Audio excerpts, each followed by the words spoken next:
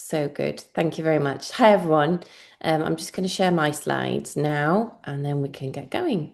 Great to see so many of you here.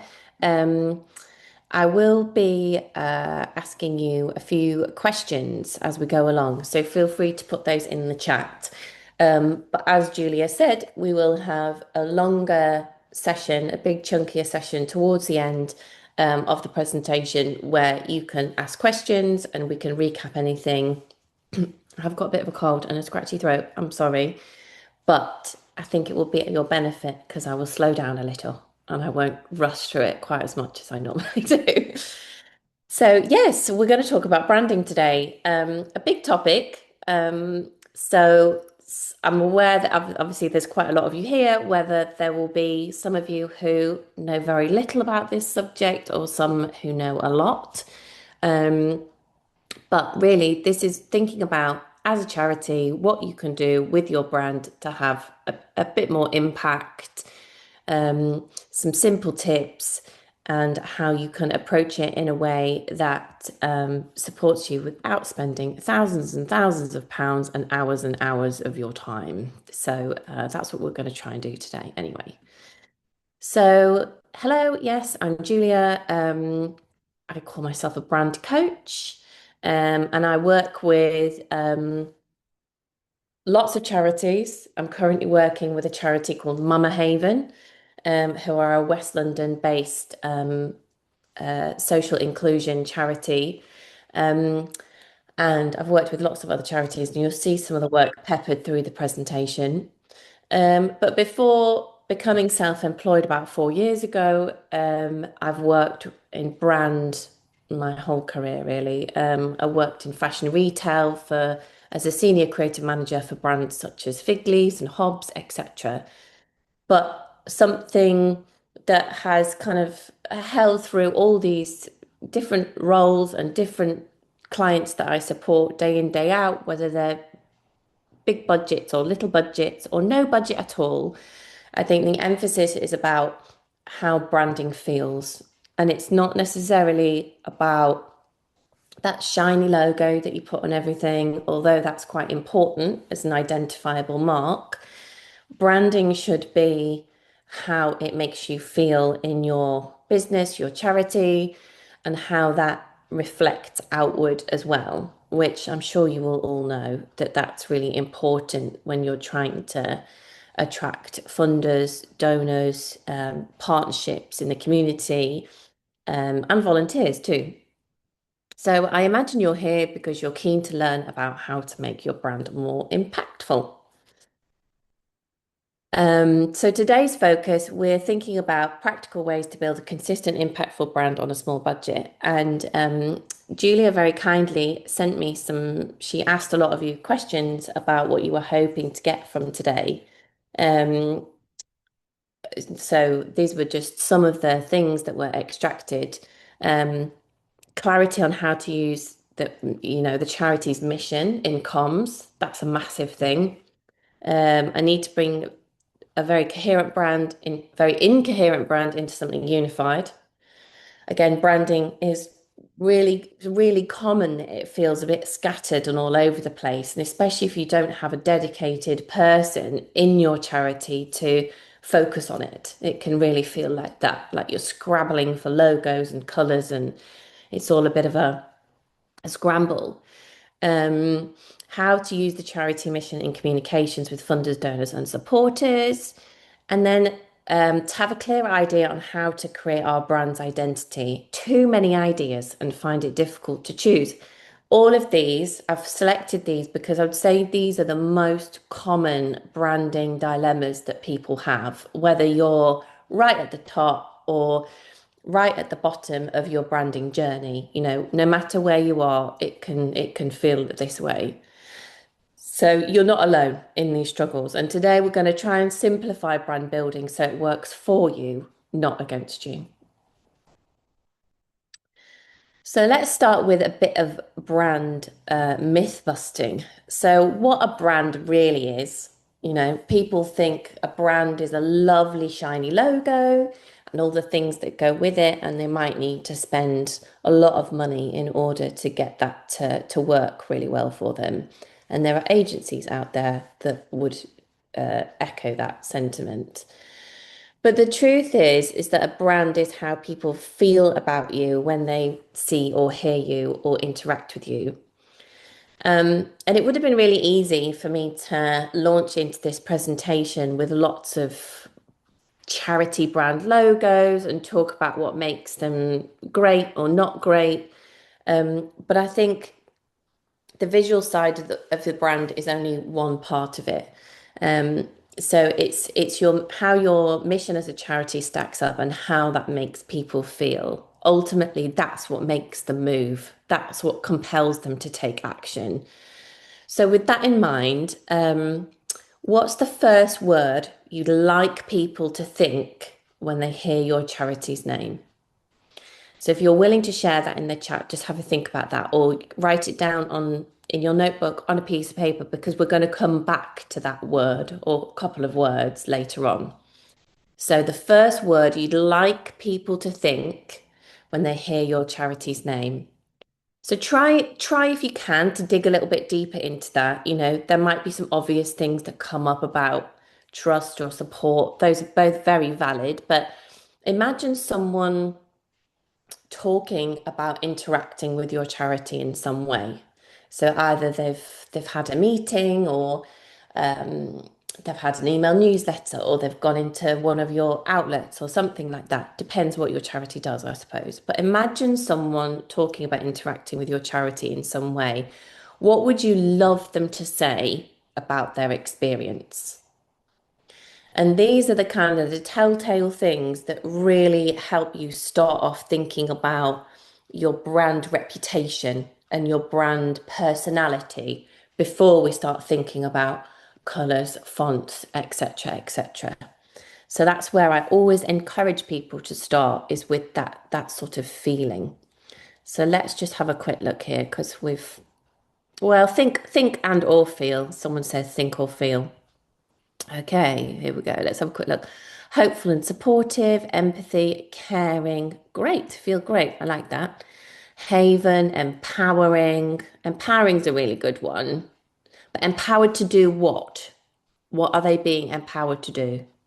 Are they empowered to take action? Are they empowered to seek out some support? Like if it's a verb that you're coming up with, like what are they what are they doing next? That's a really like dynamic way to think about how your charity moves them. Resonance, supportive and encouraging, supportive, honest, trustworthy, authentic. Yeah, yeah. There's lots there, lots there. Think or feel. Yeah, so it could be what people think or what people feel. Either way, whatever works for you. Inclusive, happy, yeah. Oh, empowered to make good choices. Yeah, that's great. That's great. Perfect. Thank you for sharing those. So, with that in mind, with that written down, whether you shared it or not, we'll come back to that later. So, there are sort of three pillars of any brand, but I've particularly honed in on these four charities. And you might have done some work on kind of brand pillars or the pillars of your charity and how they come together. Or they might have been predefined for you and you've had to adopt some that somebody else created. And if you haven't created them before, you haven't even thought about this yet, then what these are really are the kind of guiding light in your business, in the charity. They signpost your decision making when it comes to your charity's brand. So quite often, if something feels a bit off, it's because these aren't aligned or the people that you're working with don't understand your purpose or your mission, or you've done something because you've tried to follow a trend or somebody else's lane and it doesn't feel right for you. So you've had to kind of come back to your truth. Okay. We'll dig a bit more into these, but in the next slide. But just in summary, so the purpose and story. And if you haven't done these yet, this is a really fun activity to do, either depending on the size of your team and who you work with, but you could really build this out into a kind of, a team building type activity. I've seen that done before and it's a great one. Um, so the first one is purpose and story. And this, brand purpose, people talk about that. And that's really your why. So why you exist, and the change that you're here to make. So what was the reason that the charity was started? What drives you every day? What gets you out of bed in the morning? Why you're doing it, and cause-driven businesses like charities, more and more everyday businesses are much, much more purpose driven than ever before. Like something is so much more connected to its customer, its consumer, if it's got a purpose. So, you've got that because you're a charity. So you'll know that that is absolutely integral to what you do. And then the story there is how you communicate that purpose and how it came to be. So that's your kind of storytelling, your mission, your vision, and how you build that into the communication around the charity's story. Then there's the visual identity part, which, we're in the purposes of this presentation, we're thinking about simplicity, we're thinking about consistency and making easy, clear choices that you can stick to when you haven't got lots and lots of time and you've probably got lots of different people working on lots of different things here, there, and everywhere. Um, and then there's this third one, which is about staying true to you. So it's about really about consistency in your approach, and all you should do should feel like your charity. So it's really no matter where you are, no matter the touch point, it should be clear and simple and true to you. Um, so digging a bit deeper into these three then. So the purpose and story, maybe just give me a little heads up in the chat if you have a clear brand purpose, if you know what yours is, if you could easily say, it's almost like that kind of elevator pitch type vibe that if you were talking to someone in a short sentence, could you easily sum up your charity's work and why you do it? So, why you exist and the change you're here to make. That is kind of your mission statement. And there's lots and lots of different ways of writing those. Um, but I've got a sheet at the end which I can share with you, which you can put some of this information in. But I'm really keen that you do some of the thinking within this session. So, why you exist and the change you're here to make. Your mission statement should be short, simple, and human. Really, really human. Um, you can share stories of impact. People connect with stories. I know that obviously statistics can be really important as part of charities, but human stories are always going to be the human factor there. And your purpose and story help funders, donors, and volunteers believe in and repeat your message. That's so important, isn't it? That there's something that's catchy and repetitive, and it kind of trips off the tongue. It's easy to resonate. You don't have to overthink it, and there is an art to that in terms of writing it in a way for it to be like that. But having something as a starting point is super, super helpful. So let's just have a quick look here. Um, Empower young people to make healthy, informed choices in the area of relationships and sex. Great. Prevent suicide through education, awareness, and support after the loss of Hector. Oh, gosh, yes. To empower adults with a learning disability and autistic adults to live happier, healthier, and more independent lives. That is super. That's super duper. Health and well-being for our people and communities by investing in people, projects, and ideas that complement and enhance what is provided by the NHS. Fabulous. Yeah, these are great. These are great. You can tell that you've all had a chance to think about these things. Bring together people in nature to help vulnerable young adults. Great. I love all of these. These are great. Yeah. Super clear, super simple, human. You've got lots of emotive languages in there. Thrive, not just survive. Love that. That's great. Fabulous. Okay. So a lot of you have got something in the bones of that there, which is perfect. Um, then we're moving into our pillar two, which is the visual identity. And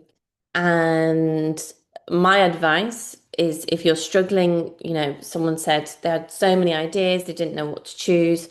So I would recommend choosing 2 to 3 core colors and use them everywhere.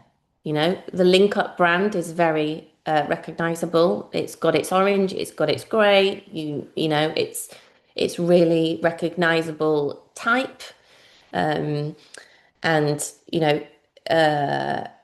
I'm sure you could think of many charity brands and you'd be like, they're green, they're blue. You know, it really does help to have. And I could talk to you a lot about color psychology and what different colors mean.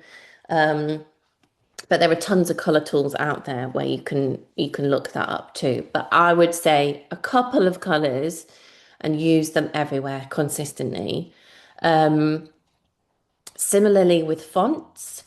This says that I've put here 1 or 2. I think it depends on the font family. I'd probably suggest that you probably find it easiest if you have two. If you have a serif and a sans serif.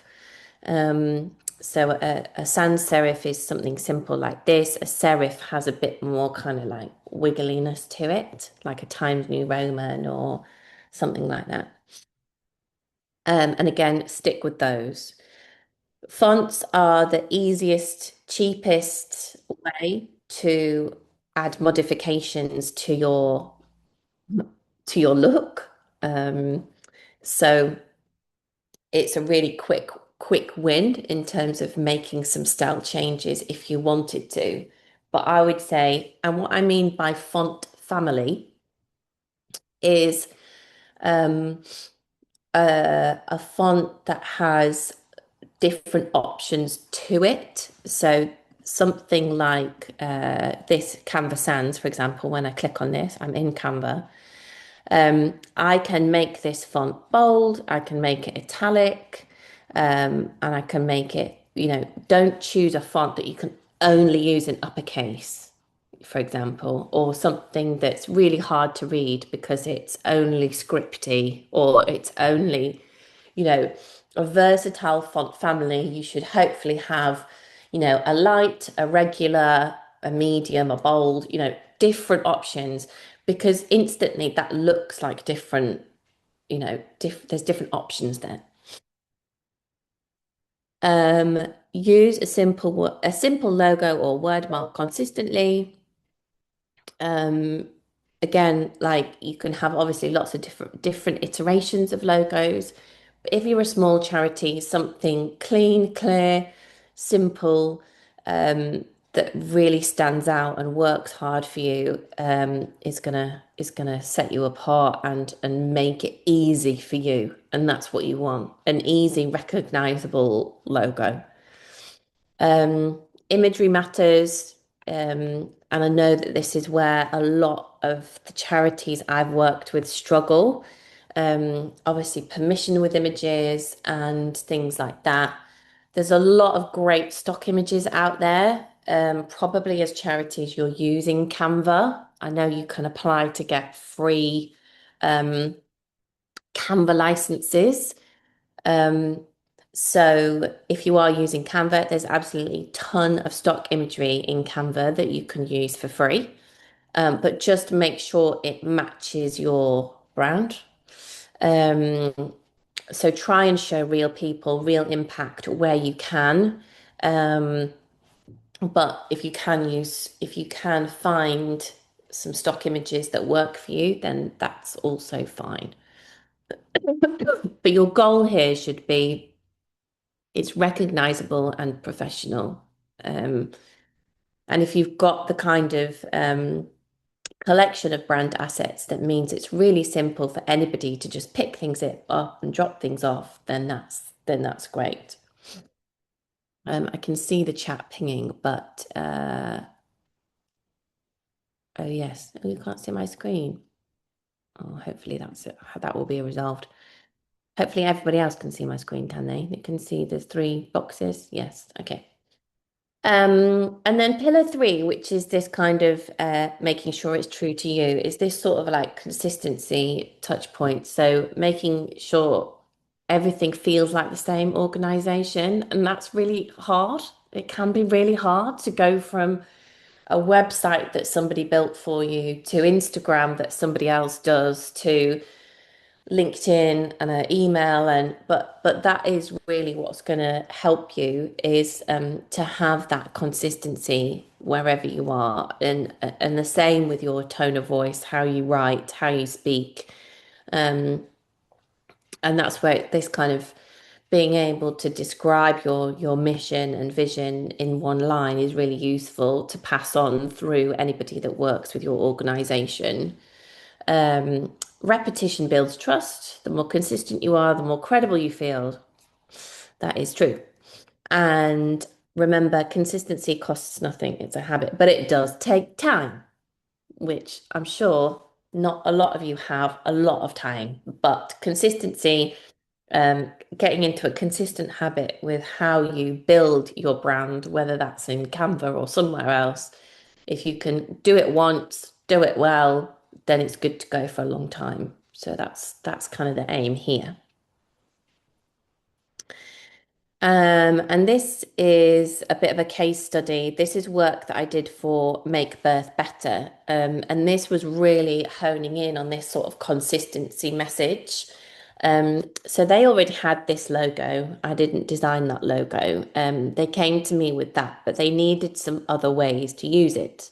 And there were certain restrictions there because of how the lettering was and things like that. So really what we did was just try to modify it so that it was a bit more versatile. So I don't know if you can see well here, but I did a version that was then reversed out. So it could be, and again, with a logo, you need to think about the different ways that you're going to use it. But as a minimum, you should have something that works, a dark logo that works on a light background and a light logo that works on a dark background. And then we did some simple sort of like watermark logos as well in some of their other colors. But the issue was they had this purple, but that was all they had. They only had a purple. So it was kind of how do you use that? How do you build it out? So we created another core color and some sub colors that could really build it out. But I have already said to you, pick two. So make sure those first two are exactly the ones that you want before you start thinking of any extras. But this sort of brand toolkit cheat sheet, I said to Jules, it is available on my website. You guys can download it and have a tinker yourself. Put in your charity logos, put in your colors, your fonts, and see how it sort of all comes together. And by doing that, you can really see where the gaps are. And if everything's a bit of a muddle in your mind and you're like, oh, well, I like this font, but I don't like that one, it can really help you to see which things need your time and effort and which things you need a bit of support with, and which things are absolutely fine and don't need changing. So having it all in one place, in a consistent place that you can then share with people and say, these are our colors, this is our brand, it instantly makes you feel like you've got something defined. And you can put what you want in there. It's all completely editable. So that was, and then they rolled that out into their socials predominantly, and it was about they're a charity that are focused on birth trauma. So some really hard hitting content on their social channels, and it was really how the branding supported that. Um, so that was what we did. So we rolled those colours out, some of the kind of circle devices, and really tried to get that mission out there as well, make birth better for all. And there was a lot of statements there that we were using to help kind of really articulate the brand message and their mission. So that's kind of an example of how the two can come together to really help emphasize that. Um, so if you're finding this a little bit tricky or wondering where to start, you can try this simple exercise. So if you were thinking about if you're stuck with where your brand is or where you want it to be, the charity brand, think about describe that person. Imagine your brand as a person. They're standing in front of you. What do they look like? What are their qualities? Um, and that can really help you to kind of hone in on, are they bold, bright, and bubbly? Are they calm and soothing and warm? Are they authoritative and powerful and decisive? It's like thinking about, and if you're the person that leads your charity, it might be a bit like holding a mirror up to yourself. It might be that you are leading the brand, the charity a lot. So it might be, similar with me running my own business, the personal brand side of it. You might feel like it's a lot self-led by you and your decisions. But this can be really, really helpful way to start you to think about the the vibe of your brand that you want to be able to articulate.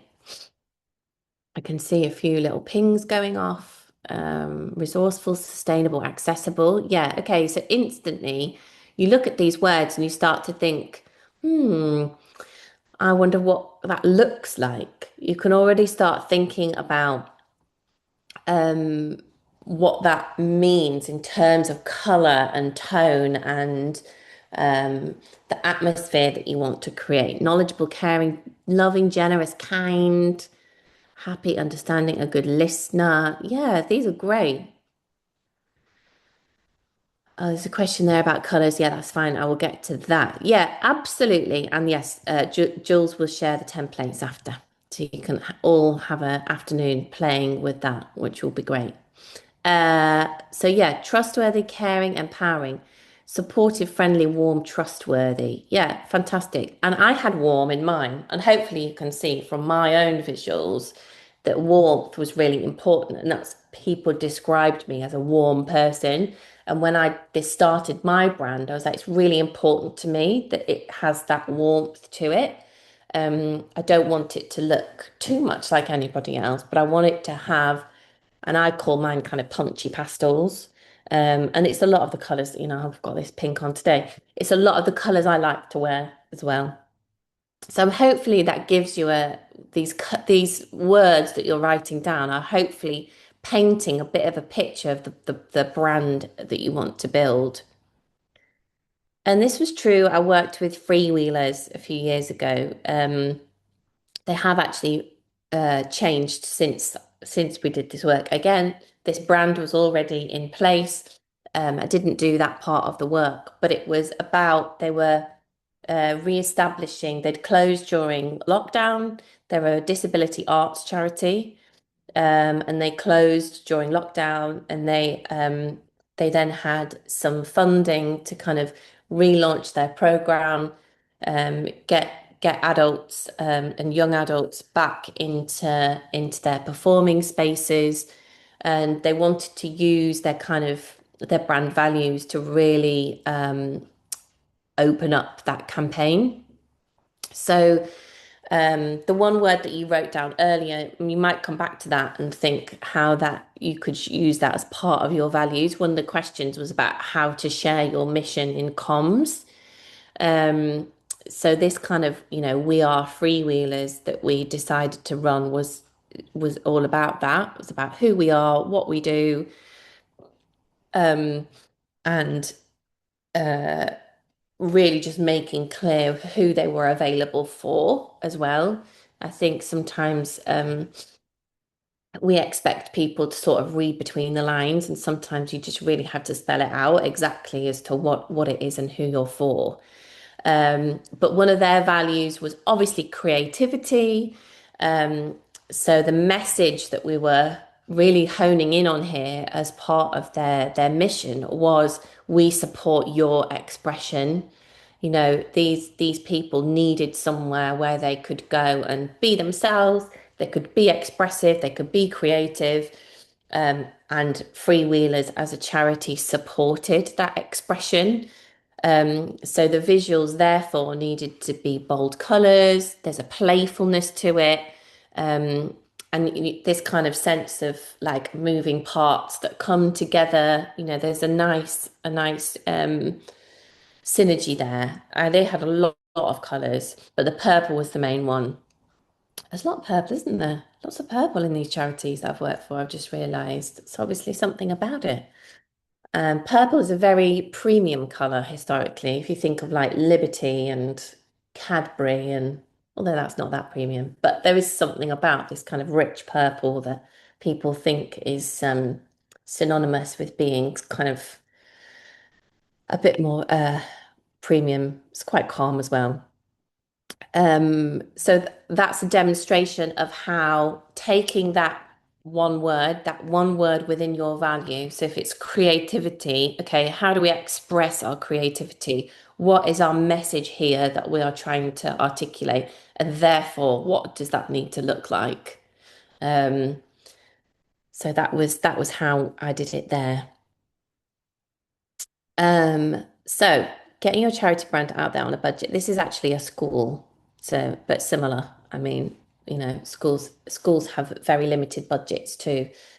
So my top tip here is, like I've said, is to keep things simple, two font families, two to three brand colors, get some consistent, easy to use templates. These are quite designed because I'm a designer, but a lot of people are not when they're trying to do all these different things for their charity or their business, and they're getting themselves in a knot because they're spending hours in the rabbit hole of Canva trying to find different templates that might work.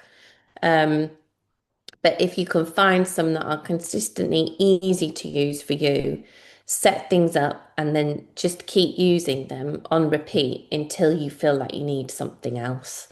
Um, you know, setting things up, Canva is a brilliant resource for getting everything set up how you want it. And if you're using something more practical, more functional, like Google Slides or PowerPoint, there are ways of inputting your branding into those as well, so that you're still making sure that everything's accurate. At this stage, it's not about perfection, it's about recognizability. So that when somebody looks at that graphic or that visual or the email lands in their inbox, they know it's you. And some of the best free resources, obviously Canva there is a free version. I think you can get pro licenses for charities as well. Unsplash is great for pictures. Um, my computer in, just one second. Unsplash, Pexels, they're places where you can get stock images if you haven't got the broad variety of imagery from Canva Pro. Coolors, which is this, it's coolors.co, is a color palette generator. Um, there are color palette tools within Canva as well, but I particularly like this one. So you can input your hex codes, which is the digital code that is associated to your brand colors. So this is particularly useful if you're trying to find a few more colors or working out what might go with a color that you've already got. But just to warn you, it's a little bit addictive when you get going because you basically just press the space bar and then the colors change. It's really fun. You could waste many hour playing on that. So, but yeah, there's lots and lots of great stuff out there for free. I'm wondering if any of you are using any tools like this already. Do you use Canva? Do you love it or hate it? I know it's really Marmite for people, Canva. Like it's feel like people are like, oh, it should be so wonderful, but actually it's quite mind-boggling and frightening. Um, but yeah, get things in place, set things up, and just keep using it, keep using it, keep using it. Um, and if something feels is making you feel stuck, then it's trying to pinpoint which particular bit is making you feel stuck. Um, Again, with colors, one of the mistakes that people make is that they use all their colors in equal quantity. So here we're trying to show you that you're probably going to have one main color, and you might not need this many colors, but like I said, stick with two to start with, either two contrasting or two complementary. So you can see here the main and the warm accent are kind of on the same sort of tonal color spectrum, so they complement each other. Um, and then the cool accent and the pop color are usually a contrast of the main color. And I would always suggest having a light neutral and a dark neutral. They don't have to be black and white, but and actually black, pure black on screen can be quite harsh. But that you want something that will be your predominant text colors so that you can use all the time as your font colors. So that can help you kind of work out the proportion, the hierarchy of colors that you want to use within your brand. So it takes 5 to 7 impressions for someone to remember your brand. And that's really, that could be 5 different emails. It could be 2 Instagram posts, it could be a scatter of different things that they see. But it takes so when you're doing, a campaign on anything, you need that many impressions of something for it to even start to stick, for them to recall that that's who you are. So, ultimately, recognition builds trust. Consistency saves time and energy. Um, People are more likely to support what they recognize, right? They're like, oh yeah, I know them. I know Wave Hub in Muswell Hill. I know, they really start to have that recall. And one of the big advantages of having a brand already set up is that you're seen as reliable and professional. That's why a lot of people want to have a nice brand, is because it's not only easy for them, but you feel the part if you look the part. Templates and guidelines mean you're not reinventing the wheel every single time you have to try and create something. And, the people that work with you can talk about your charity without any sense of confusion. So these are all aspects of branding that wrap around it as a whole. Mixed visuals and messaging make you feel, you know, you won't feel organized and on it. So even if the work that you're doing is absolutely great, which I've got no doubt about, so it's just getting into that habit of having some of this stuff in place. And for my own brand, this is how it sort of comes together. You've seen some of it today. I've invested in various things along the way, but I really use them on repeat. So having some images, the colors that I use all the time, some brand patterns, even like a little illustration kind of avatar. These things, once you've got them going, this is an investment, but there is lots of things that you can do for less budget too. But it becomes people know it's me, even if I don't have my face on it. They're like, oh yes, I know that post, I know those colors, that pattern, that's Julia and her work. So it's super useful. Um, so the little checklist here, which you might want to go through afterwards. So I'm just conscious of time. We'll just do a few more minutes on this and then we can go to questions. But if you just picked one area here to kind of tighten up this month, you'd really be making some progress. So just doing a bit of a brand audit of yourself and your efforts. So does our website, social media, flyers, whatever content you create look and feel like the same organization? Do we use the same colors and fonts and logo everywhere? Does our tone of voice sound the same? Can staff and volunteers explain our mission in one simple sentence? Are we sharing stories and impact in a consistent way, not just once in a while? That's like evergreen content. So that's making sure that you've got the same sort of messages on repeat. We think when we're creating these things, oh, I've done that before, I'm not doing that again. Um, but people don't necessarily see it. So it's always worth repeating again. So you might want to just go through that little checklist and find one area to kind of focus on as a bit of a way of tightening up your brand or getting a bit clearer on it.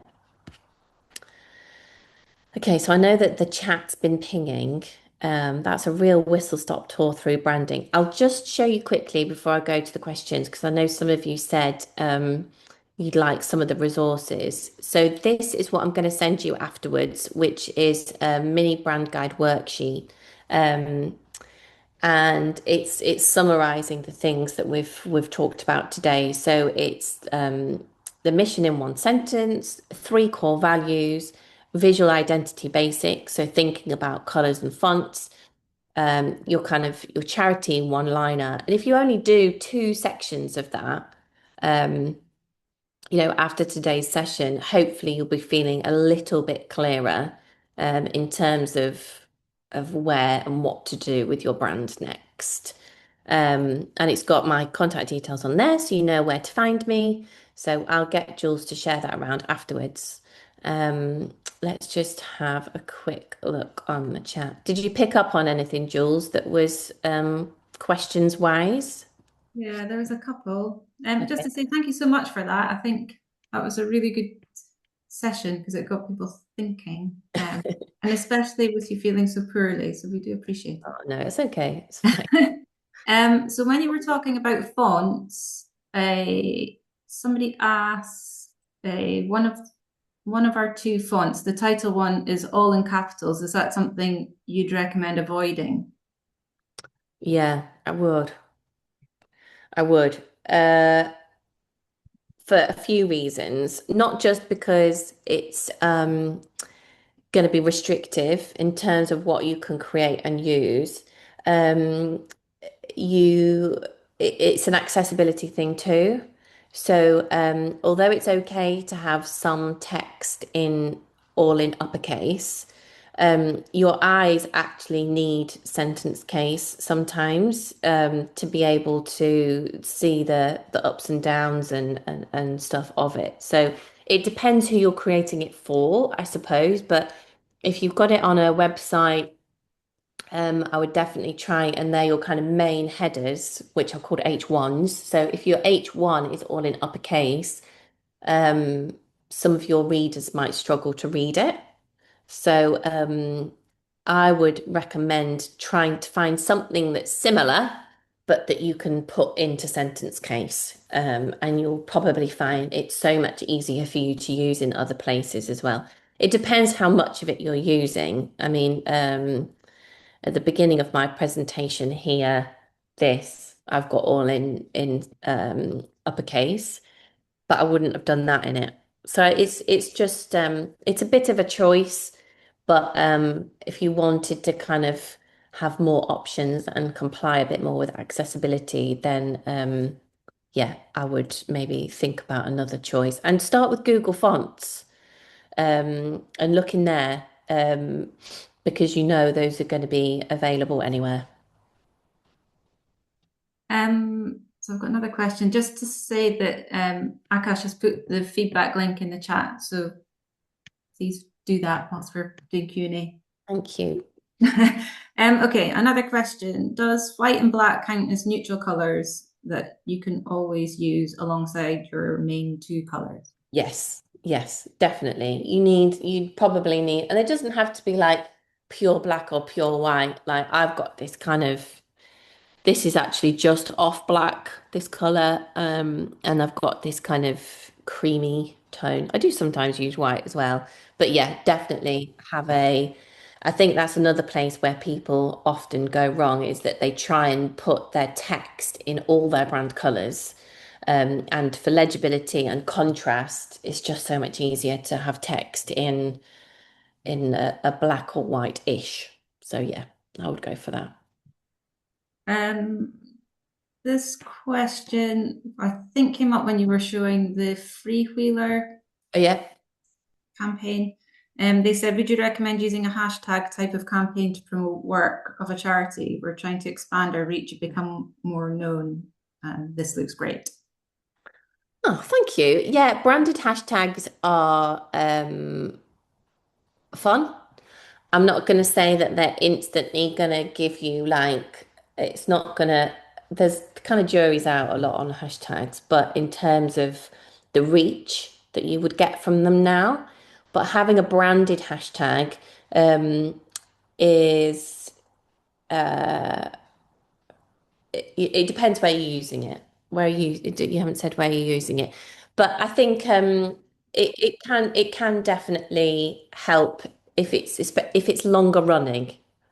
If you're kind of relaunching or you're doing something that's kind of more always on, so an evergreen always on, it can be really nice. Like I have a hashtag, this is Be Creative, that I always use for my business. Um, and it can just be quite a nice way to tie things in and have something running. But I don't know how well it would work in terms of kind of new leads, etc. But it can be a fun way to kind of spark a bit of conversation and presence. Yeah, Julian's just said hashtag would be for our general work. Great, thank yeah, you. no worries. Okay, so Luke has asked, do you have any advice on getting stakeholder support for a brand refresh? We're having quite a lot of pushback currently. Stakeholders, what? So like going to someone to get some budget to do it? Well, Is actually, I that don't what think you it's mean? Luke. I think it's. Do you want to come off mute? No, no. Yeah, I understand. It's and there's a lot that you can do. Pushback Sometimes is from our people volunteers, you said. pushback is from what that whether it's worth doing it. Yeah, I think it's worth put like pulling something together that helps demonstrate why it would be helpful. And usually why it's helpful is not necessarily to do with it needs to look a certain way. It's all to do with making it simpler, making it more consistent, making it reach who it needs to reach. But totally depends on how branding and doing that work is perceived and how it's valued. But there's definitely, you could pull together different case studies and different examples of how charity brands have done that to be effective. But it is hard when budgets are really limited. But there's lots you can do with free resources, and there's stuff on Canva. It's just the time that you've got to dedicate to doing it. Um, but yeah, I can understand why that pushback happens. But yeah, try and gather some evidence as to why and how it would be helpful for you, I think, is my advice. Okay, Aisha has said, do you think having stats is a good idea for your messaging, i.e., do you think it makes it stronger? I think stats are helpful when it comes to communicating a message, but I would use them in um, to kind of add weight to something. Once upon a time, you'd have lots of stuff where stats led the way, whereas I think people are much more interested now to hear the story and and have the realness. If you could layer the two together, then great. Like maybe the stats are within your caption, they're within your longer form content, they're as part of an email, or that you could have like some video footage and it's got a story, and then the end of it is a stat. I think definitely blending stats into your message is important, especially if they're really, really good ones. They can really add weight and gravitas and authority, I think, to part of your messaging. It's probably it's how you do it. It's the execution of the stat. So rather than it just being like 1 in 4, da, da, da, da, you're probably not going to get much traction on that. It also depends what your goal is with putting that out there. Um, in terms of social content, people aren't going to be thrilled by seeing a graphic of a stat, but if it's woven into the rest of the narrative, then I think that's really powerful. Um, just relating back to the other question about stakeholders, Rachel from Share Community says, my challenge is that I'm the only comms person in my charity and the other circa 49 members of staff don't seem to appreciate the importance of branding and constantly struggling to get them to buy in. Recently, somebody presented externally and changed our logo, or they use their own templates and don't think there's anything wrong despite the fact I've created PowerPoint templates and have logos, fonts, colors, etc. Do you have any tips on how to embed branding through the organization? That's quite a big question. Um, I think it's demonstrating what's not working is probably the best way to do it in terms of like what can you not do because you haven't got those things in place. Like what is it stopping you from doing?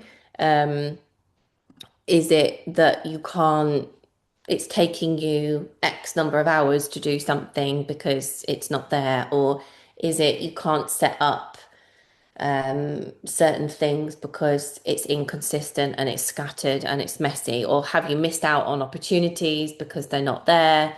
Um, I think people are a bit reluctant to invest in these things because they don't see an instant return on investment. And I do get asked that sometimes, but I think having clear visuals in place is only going to help everybody involved.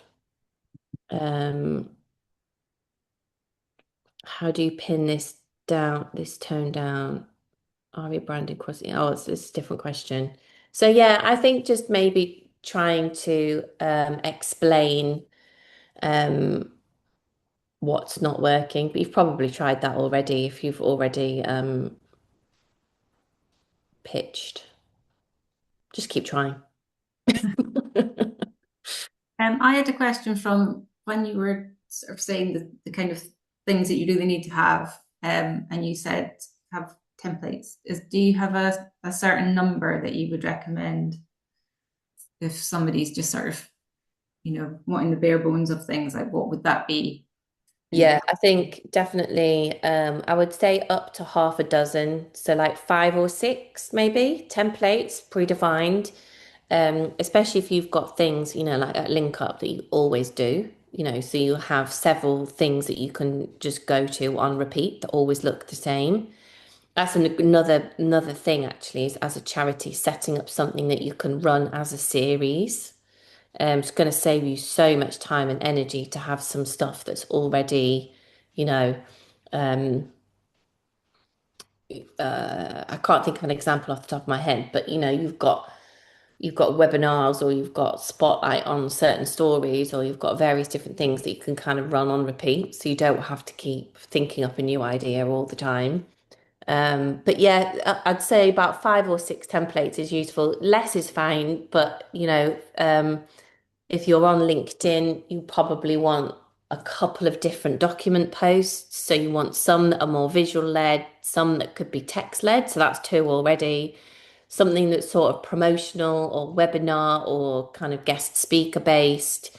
Um, you could have something that's like, I saw one the other day that you did that was about like small charity day.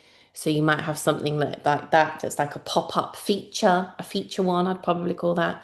And before you know it, you've already got five there, really, five different ones that you can just switch in between. I mean, just to be clear, because my comms manager will be like, "What?"